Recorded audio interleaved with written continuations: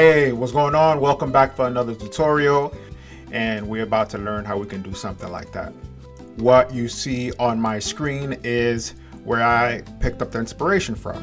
On Pinterest, I occasionally get these cool murals that are in restaurant walls, that are in home walls, and I mean, you can kind of see already where I picked up, like literally there's a wall in the ceiling restaurant here.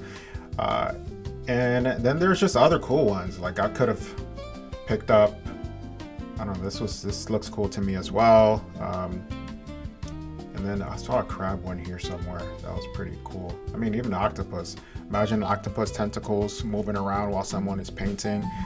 So that's dope. Draw inspiration from Pinterest. Go on there and do your own version of this. I'll show you the mechanics and excited to see what you come up with. But without further ado, step one is actually the prompt. So I use MidJourney to create my images. You can use whatever image generator you want to use. I know Google has a free one, so I'll drop that one in.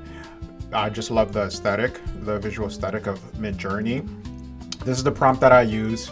I had ChatGPT help me write the prompt. That's always smart to do. Go into ChatGPT, type in, hey, I want analyze, so drop in the image that you're using as a reference and tell ChatGPT, analyze this image, and then any kind of adjustments that you want. So like I want a whale on the ceiling, like you see here, and I want it to look fancy and feel fancy.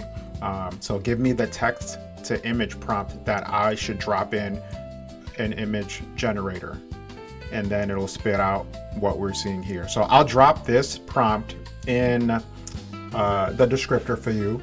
But once you get something you like, so I like this, I did clean it up a bit in Photoshop, but once you get your image that you like, you're gonna want to jump to Google Flow. And in Google Flow, you should see, if you don't see this page, log on, then you should be in and see this. You're gonna hit create with Flow. That should be in the bottom. New project, and then after you click new project, you're gonna see this black screen. It'll start with text to video. You're gonna go to frame to video or frames to video, and all you need to do is drop in your first frame there. So you'll drop in, you'll drag and drop in right where the plus sign is there. You can click on upload and drop it in that way, or just drag it from your desktop over to the plus.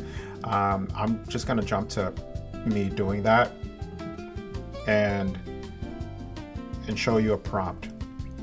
Again, this prompt will be in the descriptor. For some reason, I've been seeing a lot of JSON prompts, and JSON are crazy looking prompts like this, where it looks like code. Apparently that's supposed to help with the accuracy of what you're asking of from the prompt. So this is, again, a cheat is to ask ChatGPT or whatever like AI app or chat you use. Ask it, can you write this in a JSON format for me to copy paste into VO3, and then you end up with a video like this.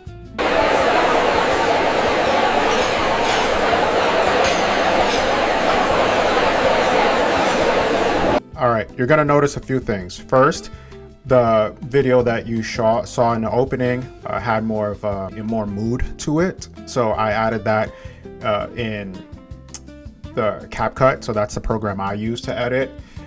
Also the sound design. I don't like the sound that it gave me here. So what I ended up using, so I like using 11 Labs for sound design.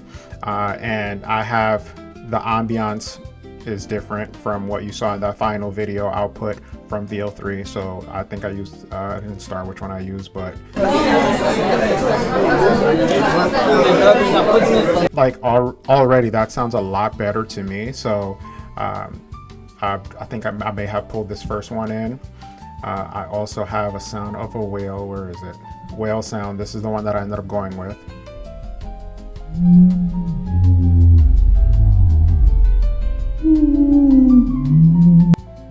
And then then I dropped like music, bossa nova music in the background. So that all came together in CapCut to be the video that you saw. I brought it all together in CapCut, and this is the effect that I put on it was as a film effect. And here's the video, the whale sound, and a couple of other sound design stuff. So I'm gonna play it one more time for y'all.